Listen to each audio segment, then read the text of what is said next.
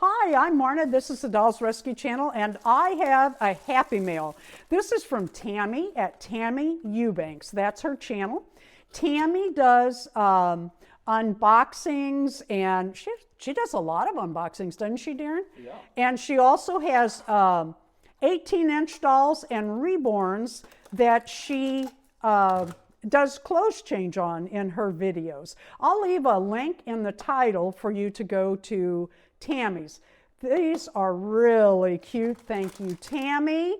Would you hand me those scissors there near you? Looks like a Japanese anime. Yeah, very cool. Icy Fortune Days. Let's see who we got. Well, let's see who we could get. Let's take a look here. Those are some cute little statues, aren't they? Yeah. Real cute. All right, let's open this up. Thank you so much, Tammy. That was so kind for you to think of me. Oh, wow. Who did we get? Oh, it's a doll. Holy smokes. This is an articulated doll. I might need you to dress her. I'm still limping with, oh, look at these tiny shoes. So cute. Good, she came with shoes. Yeah. You got a shoe for me to print. Oh, she is cute. Yeah, I'm going to have to take a minute to dress her. I am still limping.